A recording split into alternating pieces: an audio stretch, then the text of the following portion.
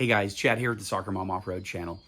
And if you have a GX470 and you have trouble when you press your center diff lock button and the center diff lock light on your console just flashes, it either flashes for a really long time before it goes solid or it just keeps flashing and never goes solid, then there's a real possibility that this repair is going to solve that problem. But to know for sure, there's a really easy way. All you need to do is remove the screws from your access panel on your transfer case actuator, crack the bottom open just a little bit, and if oil drips or pours out, then this is the repair that will fix that problem. Now, if you're not sure where your actuator is located, you can skip to the chapter that says Actuator Location and figure out where that's at on your GX470.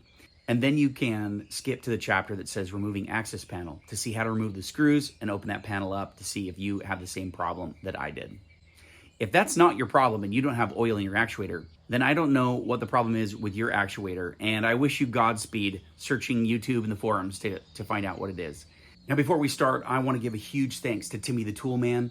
His video on the GX470 actuator repair was so thorough, and he does a great job showing you the ins and outs of the actuator, how everything works, different things to look for. And I watched his video multiple times before I started my own repair. His is longer, and so he has a lot of information that I don't include in my video, but I would definitely, after watching my video, watch his video as well.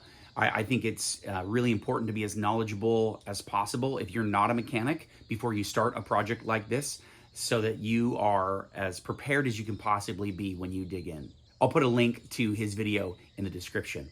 Oh, and a huge favor, if this video helps you in any way, would you consider giving it a thumbs up? I really appreciate it. All right, without further ado, let's jump in. Now, one of the most common reasons these actuators fail is that there's a seal between the actuator and the transfer case. This allows the rod to go from the transfer case into the actuator and move back and forth, locking the center diff or not. But there's a seal around that rod, and when that seal fails, it allows transfer case gear oil to enter the actuator, and that gets in and begins to contaminate the sensors inside.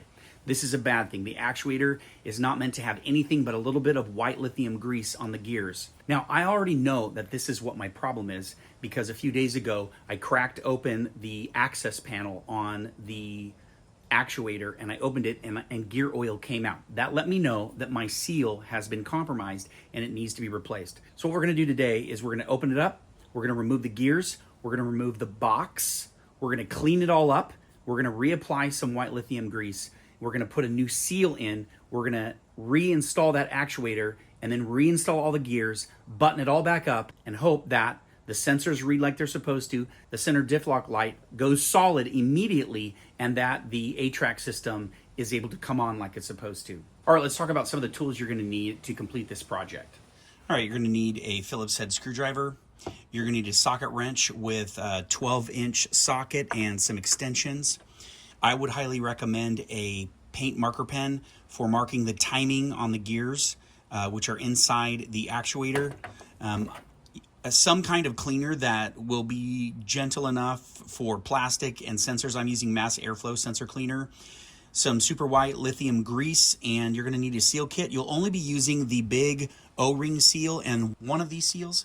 This is a generic seal kit for Toyota actuators. I would also recommend some kind of oil catch, because if your actuator is like most of the actuators and like mine, you're gonna have gear oil in there, and when you open that up, it's all gonna come pouring out. And you're going to need, most likely, a cup of coffee. All right, this is our transfer case. This is responsible for your four-wheel drive, and this little guy right here is your actuator. This locks your diff from full-time four-wheel drive, 40-60 split, to more of a 50-50 full power to the front and the back.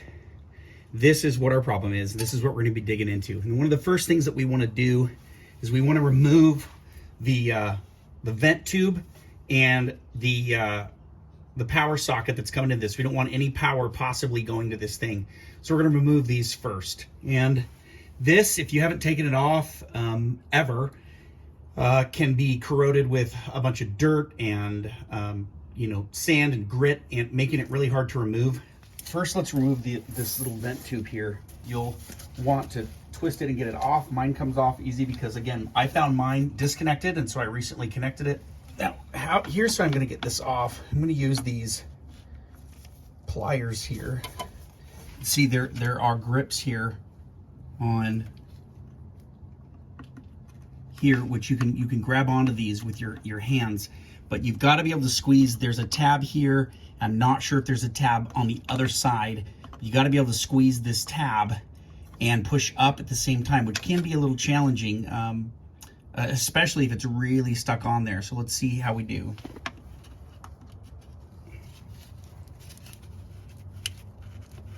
All right.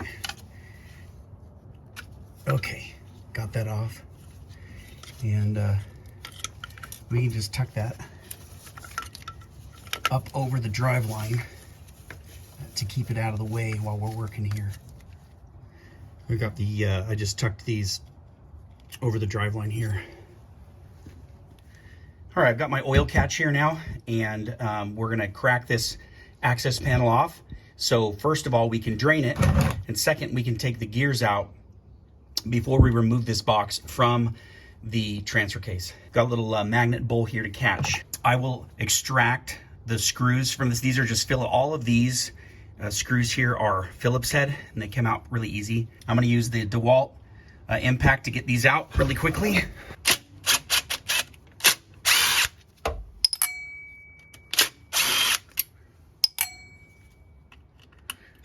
Now, when you remove these, your access panel will not, most likely, unless you've removed it recently, will not just come off. The way it fits in there, it kind of seals in, and you're gonna have to pry it off. So, and this is just a little skid plate that goes over this. So you take this off. All right, I forgot to mention, a little really small screwdriver might be necessary to just get in the side of this, and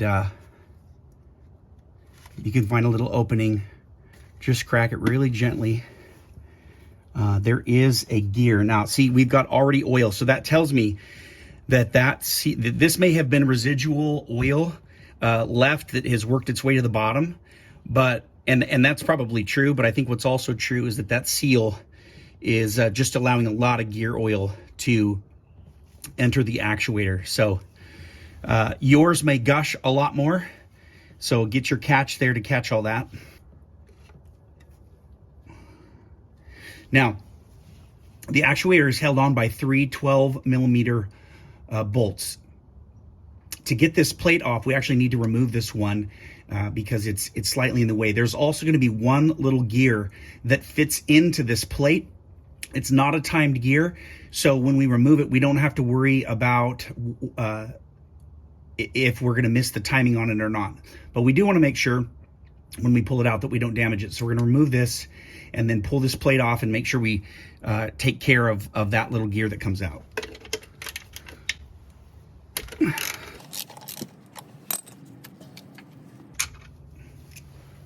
All right. Okay, so this gear actually will fit into this little hole right here, and mine is still in place, so it didn't pop out. But you can see a bunch of crud here.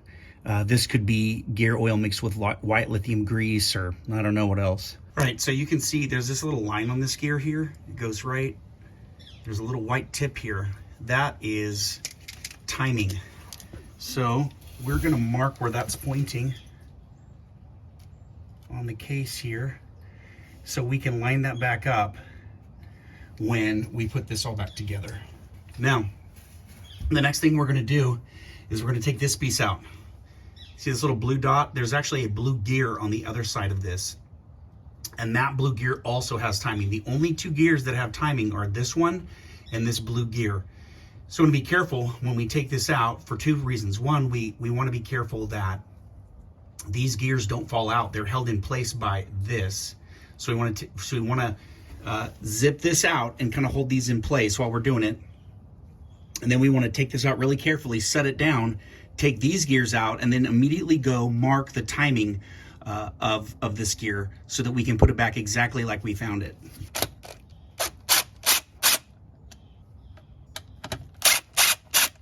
All right. right, so I'm gonna hold these, remove this. All right, so now we're gonna try to take these gears out. Okay.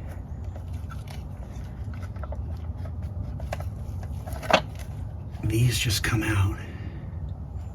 Now that's interesting because this was under pressure and I was a little bit surprised by that. So hopefully that is not a problem. All right, we're gonna set these aside. Now, one thing I forgot to do was to mark where that rod was in the case. That rod actually can move so that I can make sure that rod is exactly where it needs to be for where the timing was and all the gears. So this is the benefit of recording yourself when you're working on stuff. I was able to go back before I actually removed this. I could see where the rod was and where the end of it was. And so I made a little paint mark there so I can make sure that rod is exactly where it needs to be when I put this all back together. Now we're gonna take the rest of the bolts out.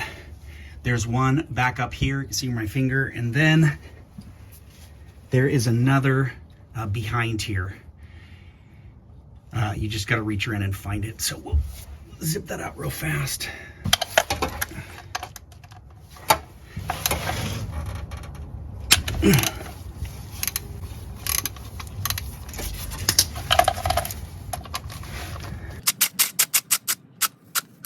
All right, there's one more bolt back up behind. I don't know if I'm gonna be able to get this shot, but we'll see.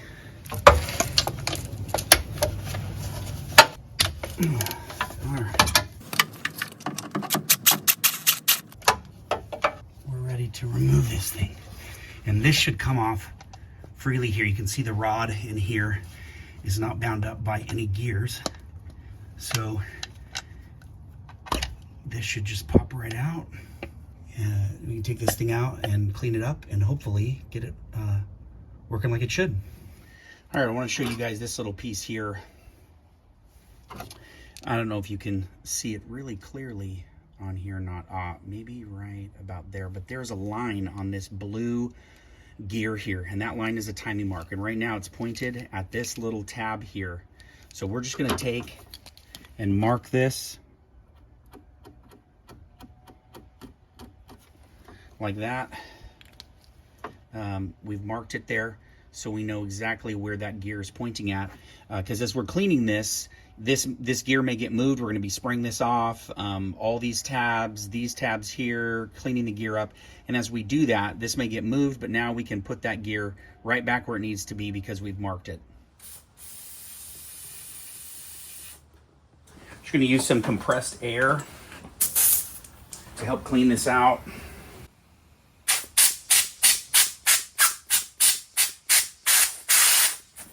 All right, now that we've got almost everything cleaned up, we've sprayed off the gears, we've sprayed off the inside, we've sprayed off everything I can to get all of the gear oil out and all of the old white lithium grease that had become contaminated by the gear oil.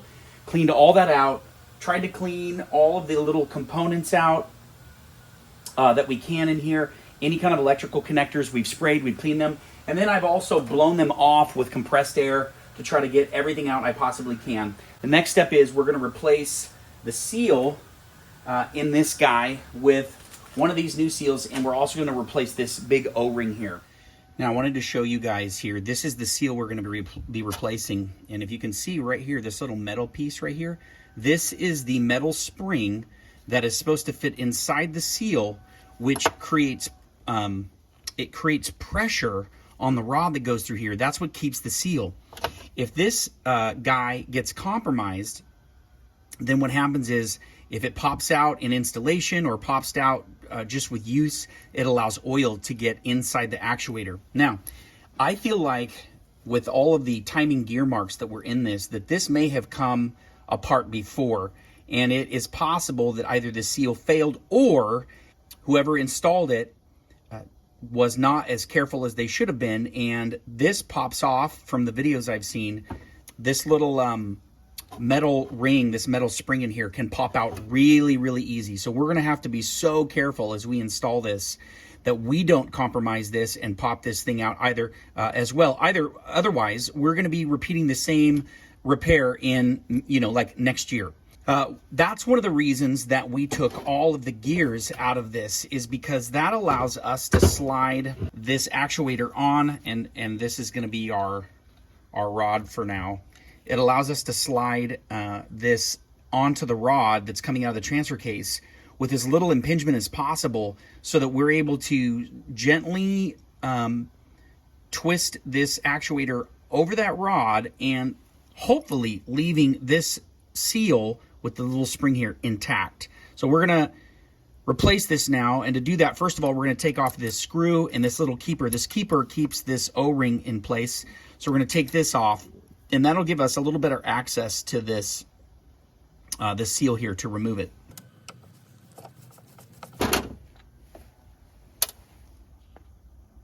That just comes off real easy.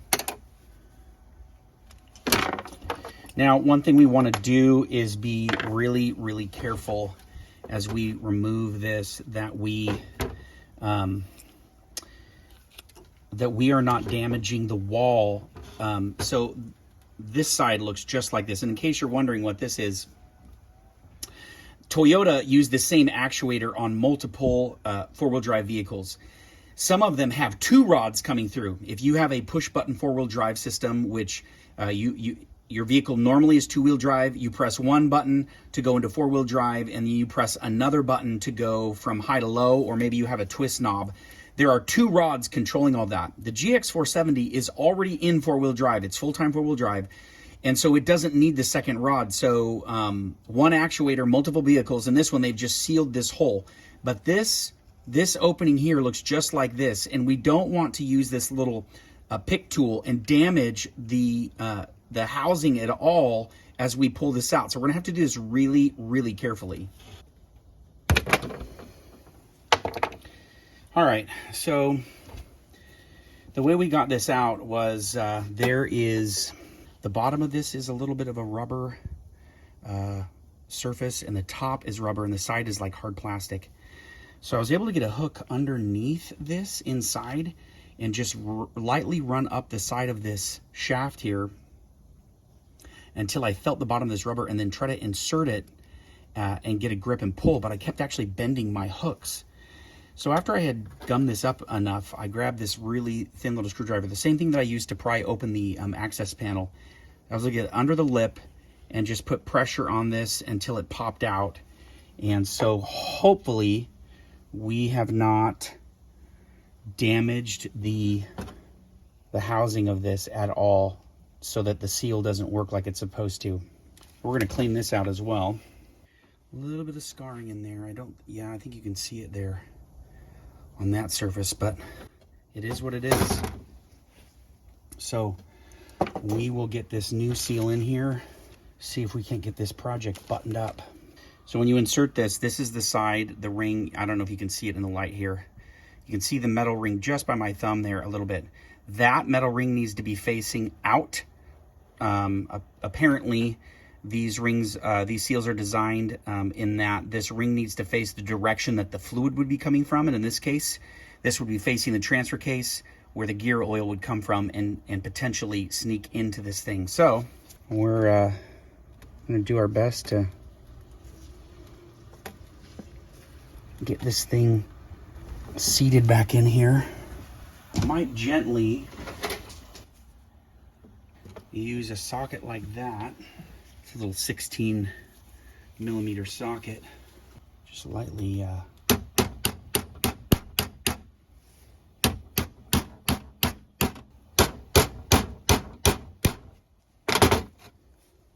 okay, I've got that seated as far as I think it wants to be seated in there. And we're going to take the new O-ring and put that on there, and then this guy fits on and just keeps that in place. I then applied white lithium grease to all the gear teeth, and also to the end of the actuator rod coming from the transfer case housing.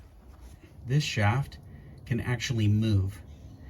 So this is why it was important for me to put some timing marks inside the actuator in terms of where this should be positioned, because I want this exactly where it was when I took it off. So we're going to coat this with some, back here actually, with some white lithium grease along the outside of this to try to allow this to slide into the actuator as smoothly as possible with the least amount of friction, so that we're able to get that on that seal without popping the metal spring out of the housing. So this part here, back here, is the part that is going to be sealed against that seal. And so this is the part that's crucial. Okay, it slides really easily onto there. And then I can feel resistance, and it just popped on. But oh gosh, I'm just so concerned that that spring might have popped out. That was a weird feeling. So I'm gonna pull it off and just take it out. There it is. Look, see this ring here? That is no good. So we have to put this back into that spring. Thankfully, we don't need to take anything off. We just need to put this back into the seal, and then we need to try again. Wow. All right. Second try here. It's really easy to pop that spring back on.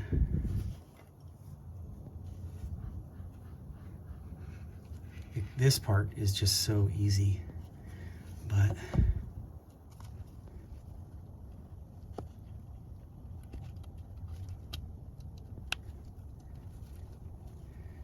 oh gosh, I just don't know. Oh man, just don't know. So I'm gonna take it off again just to take a peek. Oh, it came out again. So I don't know if that's happening as I'm pulling it off or if it's happening when I'm putting it on. Let's try this again.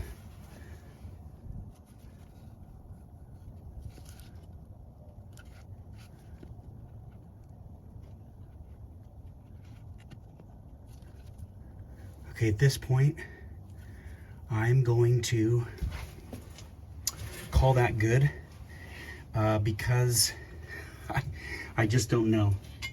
But what I'm gonna do is I'm gonna put these bolts into place here in the top, the two top bolts behind it, because if that spring is where it needs to be, and as I put these gears in, if I manipulate this thing and it moves, I'm gonna be pretty unhappy if I pop that spring off. So the other thing I wanna do though, that rod is not exactly where my mark was. So I'm gonna pull it out just a hair.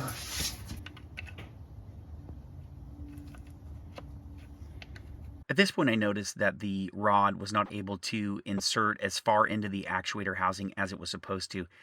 And upon examination, I saw that the actuator housing was not sitting flush up against the transfer case. So I removed the top bolts, and I had to gently but firmly continue to put pressure on the actuator until it seated itself completely against the transfer case. And then the rod was able to move freely inside the actuator housing. Pull that forward just a bit.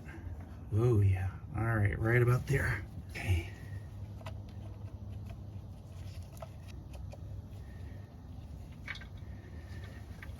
So we got our timing mark.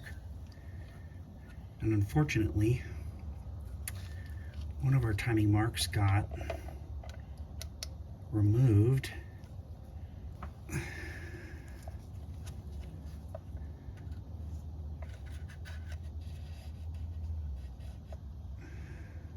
Hold that in place.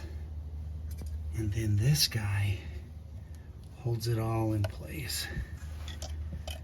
There are some grooves that this thing fits in.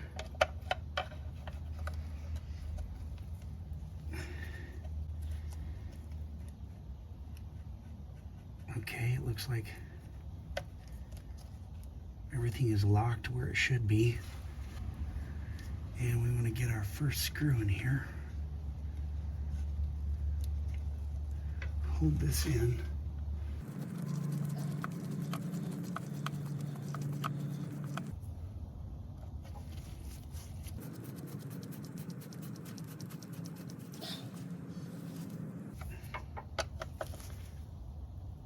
All right, that's in there.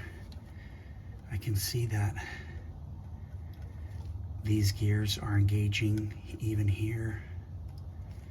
And then this is all gonna get, this looks like a little bit loose, but there are holes in the back of this cover here that these all of these little rods fit into and then hold it into place.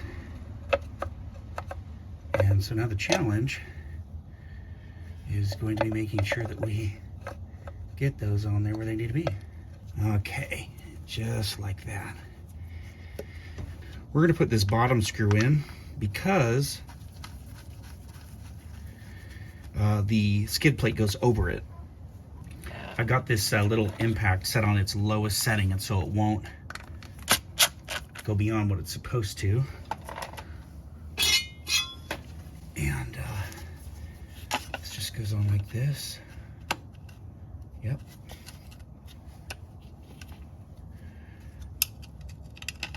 All right, guys, well, my camera underneath the rig died, so I didn't get to show you me buttoning everything back up, but basically I put all the screws back in, tightened them down hand tight.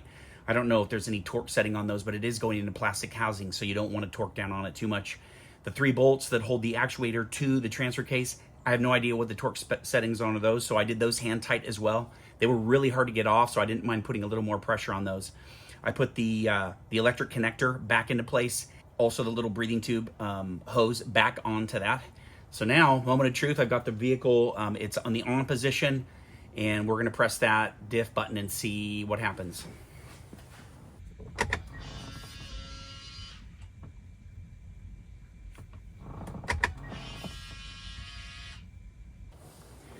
All right, so it worked. Well, at least it sounds like it worked.